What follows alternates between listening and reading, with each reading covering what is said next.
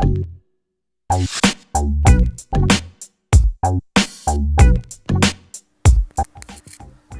assalamualaikum warahmatullahi wabarakatuh. Selamat berjumpa kembali dalam video pembelajaran di channel saya ini. Masih bersama saya Mawaddatur Rohmah Suseno. Dalam video kali ini kita akan mempelajari tentang enzim ya. Yang akan kita bahas dalam video kali ini adalah tentang struktur dan cara kerja enzim. Jadi mempelajari struktur dan cara kerja enzim itu mudah kok ya sebenarnya. Jadi mungkin kalau kita belum memahami jelas dalam benak kita mungkin what is enzim gitu ya, what is enzyme, apa itu enzim, kemudian bagaimana strukturnya, kemudian cara kerja dia seperti apa gitu. Tenang saja, akan kita pelajari ya. Dalam video ini saya akan memberikan poin-poin penting, kemudian konsep dasar ya. Semoga konsep dasarnya bisa kalian kuasai dengan matang gitu, sehingga kalau konsep sudah terkuasai, pada akhirnya semua hal tentang struktur dan cara kerja enzim akan bisa kalian pahami dengan mudah. Dan ketika nanti misal ada soal-soal yang terkait dengan struktur maupun cara kerja enzim, kalian bisa menjawabnya dengan baik dan benar. Jadi yang pertama akan kita pelajari, ini sudah saya buatkan bagannya ya, tentang struktur enzim. Jadi enzim itu komponen paling utama tersusun atas protein ya. Kalian kalau mungkin masih ingat pelajaran dari semenjak SD, dikatakan salah satu zat pembangun tubuh itu kan protein. Nah, protein sendiri itu ada dua macam jenisnya, ada protein struktural dan ada protein fungsional. Nah, enzim ini termasuk salah satu dari protein fungsional ya, protein yang memiliki fungsi tertentu yang sangat penting. Jadi enzim komponen paling utama terdiri dari komponen protein. Komponen protein ini kemudian kita sebut sebagai bagian apoenzim ya. Dan komponen pelengkapnya jelas bukan dari protein, maka disebut komponen non protein atau istilahnya adalah kofaktor. Nah, meskipun kofaktor ini komponennya lebih sedikit dibandingkan komponen protein, tetapi jika tidak ada kofaktor maka enzim tidak bisa menjalankan tugasnya dengan baik karena strukturnya tidak sempurna. Nah, kofaktor ini berdasarkan asalnya gitu ya, bahan asalnya ada yang berasal dari bahan-bahan anorganik maka disebut kofaktor anorganik, ada yang berasal dari senyawa-senyawa organik maka disebut sebagai kofaktor organik. Nah, yang kofaktor anorganik itu contohnya ada zat besi, kemudian tembaga, cuprum ya, lantas ada seng, Zn. Adapun kofaktor organik itu Adapun kofaktor organik itu berdasarkan kuat tidaknya ikatannya dibagi menjadi dua, koenzim dan gugus prostetis, atau ada yang menyebut sebagai gugus prostetik, no problem gitu ya, sama aja. Nah, koenzim ini ikatan antara kofaktor organik ini dengan komponen protein atau apoenzim itu tidak begitu kuat. Contoh kofaktor organik yang jenis koenzim ini adalah NAD, singkatan dari nikotinamid adenin dinukleotida. Satu lagi adalah selain koenzim ada gugus prostetis. Kebalikan dari koenzim, gugus prostetis ini ikatannya dia dengan apoenzim komponen protein lebih kuat ya. Contohnya adalah senyawa bernama FAD, flavin adenin dinukleotida. Ini semua adalah strukturnya enzim. Nah, ketika sudah lengkap antara komponen protein dengan komponen non protein, apoenzim dengan kofaktor, entah itu kofaktornya anorganik atau organik yang jenis koenzim atau yang jenis gugus prostetis, maka sebuah enzim tersebut dikatakan sebagai holoenzim gitu ya, holoenzim atau enzim yang utuh ya, enzim yang utuh, enzim yang sempurna. Itu struktur dari enzim. Silakan kalau ada yang nanti kurang dipahami bisa dituliskan di kolom komentar, dan jangan lupa ya untuk subscribe serta like, serta kalau memang ada teman-temannya yang membutuhkan silahkan di-share gitu ya. Lantas apa gunanya sih enzim itu gitu ya. Jadi apa guna enzim atau fungsi dari enzim ya? Paling utama kalau kita berbicara tentang enzim, kita tidak bisa melepaskan diri dari pembahasan mengenai metabolisme ya, metabolisme, karena memang metabolisme ini bisa berjalan dengan baik ketika ada bantuan dari enzim.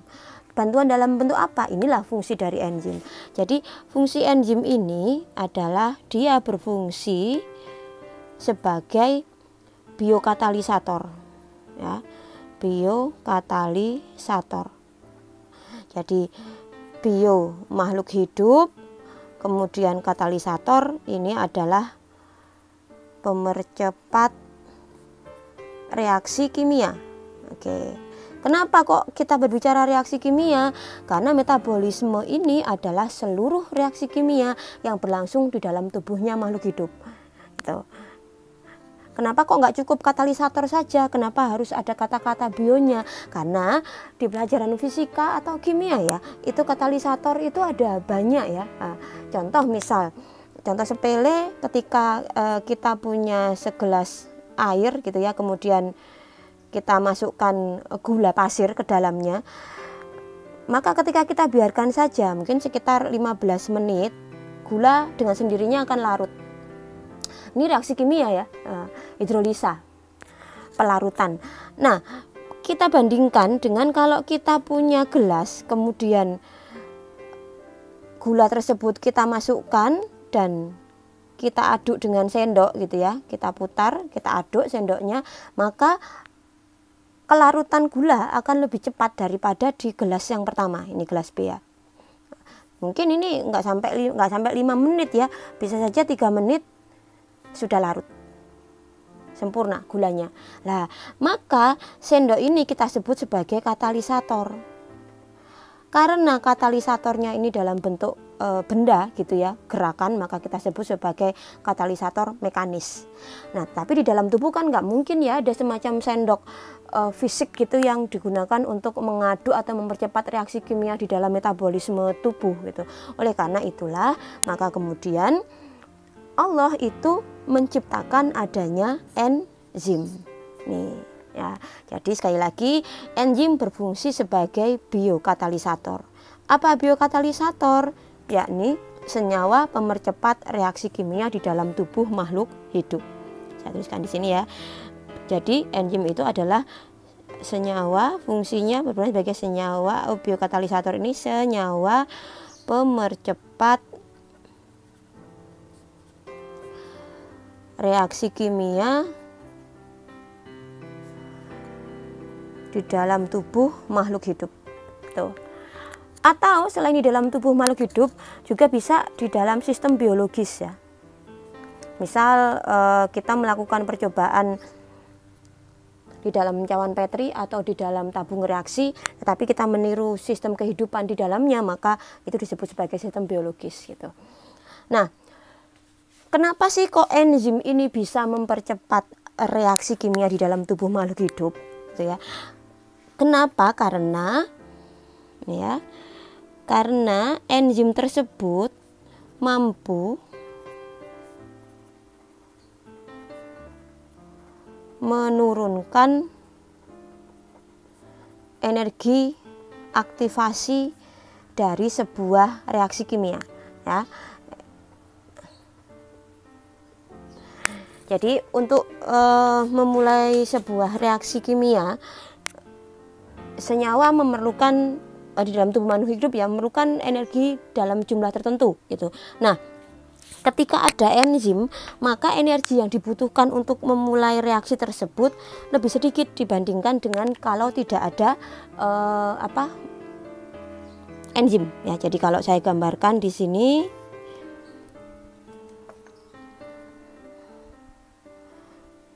misalnya kalau tanpa menggunakan enzim, saya menggunakan spidol merah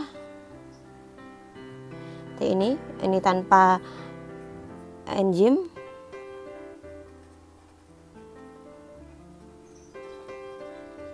Oke. Sedangkan jika kita menggunakan enzim, nah nih, with enzyme, dengan enzim, sehingga misal kalau ini kita tarik garis lurus gitu, kita perkirakan ya, misal di sini membutuhkan energi sebanyak 500 gitu dengan tanpa enzim ya. Tetapi jika kemudian kita tambahkan enzim di dalam reaksi kimia tersebut, mungkin kita hanya membutuhkan 200 energi. Karena energi aktivasi yang dibutuhkan lebih sedikit, akhirnya ini reaksi kimia berjalan lebih cepat. Itu. Ini prinsip kerja dari enzim ya. Selain struktur, maka kita lanjutkan kepada cara kerjanya ya. Nah, jadi cara kerja enzim itu kita punya substrat. Kita punya substrat, kita singkat dengan S misal ya. Kemudian substrat ini akan berikatan dengan enzim. Akan berikatan dengan enzim, kita singkat dengan E. Berikatannya di mana? Nanti akan saya jelaskan setelah ini. Nah, selanjutnya ketika substrat sudah berikatan dengan enzim akan membentuk kompleks substrat enzim, atau dibalik tidak apa-apa, kompleks enzim substrat tidak apa-apa, atau kita singkat dengan SE. Nah, dari inilah kemudian akan dihasilkan produk ya, atau P dan enzim. Apakah ini enzim baru? Tidak. Jadi enzim yang dihasilkan setelah reaksi ini selesai, reaksi kimia selesai, adalah sama persis dengan enzim sebelum reaksi itu selesai. Jadi di reaksi awal ya, di semula reaksi dimulai itu enzimnya sama dengan di setelah reaksi selesai. Sama seperti sendok yang saya contohkan tadi. Ketika kita mengaduk gelas gitu ya dengan sendok, kita putar gitu, apakah setelah gulanya larut sendoknya ikut larut? Tidak kan ya, sendoknya mati utuh, bisa kita cuci kembali, kita gunakan untuk mengaduk kembali minuman atau untuk makan. Enzim pun begitu. Jadi enzim ini setelah selesai mengkatalisis atau membantu mempercepat reaksi kimia, maka dia akan bisa digunakan kembali. Sampai kapan? Sampai dia rusak. Selagi dia belum rusak, maka enzim akan terus bisa digunakan kembali. Nih, jadi ini saya contohkan gitu ya. Oke ya. Jadi saya punya plastisin. Ya, sudah saya bentuk seperti ini. Jadi ini kita ibaratkan sebagai sebuah enzim. Ya, ini enzim. Jadi ada bagian tertentu di enzim tersebut yang merupakan tempat substrat melekat. Kalau ini saya contohkan dengan bentuk lekukan segitiga tajam ini ya. Nah, ini disebut sebagai oke, ini enzim ya. Kemudian ini saya punya substratnya. Substratnya jelas yang memiliki bentuk sama seperti sisi aktifnya enzim. Nih, ya, jadi ini substrat, ini enzim. Nah, ketika kemudian dia membentuk kompleks enzim dan substrat, maka substratnya ini tadi melekat ke sini ya. Melekat di sisi aktifnya enzim. Sehingga substrat ini tidak bisa melekat di bagian samping, bagian bawah, bagian pojok atas, pojok bawah. Tidak bisa. Jadi dia diperbolehkan bereaksi dengan enzim gitu ya, bukan bereaksi tapi membentuk kompleks enzim substrat ini, substrat enzim, hanya dengan cara substrat ini melekat atau masuk di sisi aktifnya enzim seperti ini ya. Nah, sehingga akan terbentuk kompleks substrat enzim, persatuan antara substrat dengan enzim. Nah, selanjutnya ketika sudah terbentuk maka akan dihasilkan produk dan enzim. Ini tadi enzimnya ya. Produk, nah misalkan. Jadi misal dalam kasus ini adalah maltosa gitu ya. Maltosa dengan bantuan enzim maltase akan diubah menjadi produk berupa 2 molekul glukosa. Glukosa pertama, glukosa kedua. Enzimnya utuh. nanti bisa digunakan kembali gitu ya untuk membantu reaksi selanjutnya. Reaksi dari apa? Kembali dari maltosa gitu. Karena maltase hanya bisa membantu reaksi kimia dari maltosa menjadi monosakarida 2 glukosa seperti itu. Semoga bisa dipahami ya. Oke ya, jadi kita sekali lagi saya ulangi tentang sisi aktif ya. Jadi kalau ini enzimnya gitu ya, maka ini adalah sisi aktif atau active site dari enzim. Apa fungsi sisi aktif enzim ini? Sisi aktif enzim ini fungsinya untuk melekatnya substrat. Untuk melekatnya substrat ya. Jadi karena bisa kalian perhatikan bentuk dari sisi aktif ini kan segitiga ya, melengkung segitiga. Maka kalau saya punya substrat 3 macam bentuknya ini, nah ya 3 macam bentuk substrat, kalian sudah bisa mengira-ngira substrat manakah yang paling cocok untuk menempati sisi aktifnya enzim. Dengan kata lain, substrat manakah yang nanti reaksi kimianya akan dikatalisir atau dibantu oleh enzim. Substrat yang A, substrat yang B, atau substrat yang C? Ada yang tahu? Oke, benar ya. Jadi yang cocok, yang pas dengan sisi aktifnya enzim itu adalah substrat yang bentuknya juga segitiga, sama seperti ini. Sehingga dia akan masuk dengan pas. Tuh. Ya, ini adalah, ini saya singkirkan, substrat yang tepat. Jadi enzim ini setia gitu ya. Dia substrat yang akan diterima itu hanya yang sesuai dengan bentuk dari sisi aktif enzimnya. Kalau memang bentuk sisi aktif enzimnya segitiga, maka substrat yang akan sesuai yang segitiga, yang membentuk kayak lingkaran, setengah lingkaran di bawahnya ini ya nggak akan cocok gitu. Seperti itu. Nah, sekarang sehingga dari beberapa uraian yang sudah saya berikan tadi bisa kita simpulkan ciri-ciri dari enzim ya. Yang pertama jelas fungsinya dia berperan sebagai biokatalisator. Tadi itu ya. Kenapa bisa mempercepat reaksi dalam tubuh makhluk hidup? Karena enzim dapat menurunkan energi aktivasi dari reaksi kimia senyawa tersebut. Kemudian tadi yang sudah saya bikinkan bagannya, jadi enzim merupakan protein ya, merupakan senyawa protein karena tersusun sebagian besar oleh protein. Karena merupakan protein, sifat-sifat protein pun melekat pada sifat enzim. Di antaranya adalah rusak oleh panas. Itu nanti kita tulis belakang. Selanjutnya sifat yang ketiga adalah dia bekerja secara spesifik. Yang barusan saya berikan analoginya ya. Jadi spesifik atau khusus. Satu enzim hanya mengkatalisis satu substrat, satu reaksi kimia. Tuh. Kenapa? Karena tadi itu karakteristik dari sisi aktif enzim yang hanya bisa dilekati oleh substrat yang memiliki kesesuaian dengan sisi aktifnya enzim. Lantas yang keempat adalah reusable ya, dapat digunakan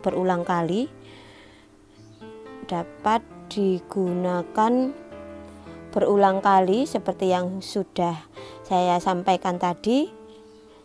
Setelah terbentuk kompleks substrat enzim, maka kemudian produk akan dihasilkan. Selain produk juga akan dilepaskan kembali enzim.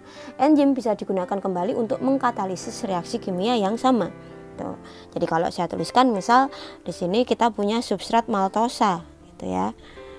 Maltosa ini substrat. Kita punya enzim yang mengkatalisis spesifik ya. Nih, penjelasan spesifik yakni enzim maltase. Nah, belakang akhirannya ase ya, ini adalah enzim. Maka kemudian akan membentuk kompleks maltosa maltase. Oke. Atau substrat enzim. Akan kemudian dihasilkan produknya dalam bentuk apa? 2 molekul glukosa. Ya, 2 molekul glukosa ini adalah produk plus kembali si maltase ada di sini karena memang tugasnya sudah selesai seperti sendok tadi, enzim. Enzim bisa digunakan kembali untuk mengkatalisir reaksi kimia maltosa yang lain. Demikian seterusnya. Kemudian ya, karena memang merupakan protein, salah satu sifat protein yang paling terkenal adalah ketika mengalami panas yang tinggi atau terpapar suhu yang tinggi, maka akan mengalami denaturasi disebabkan oleh panas ya. Jadi denaturasi itu terjadi ketika suhu tinggi di atas suhu optimal enzim tersebut, sehingga akhirnya ikatan kimianya putus. Ikatan kimia putus inilah yang disebut sebagai denaturasi.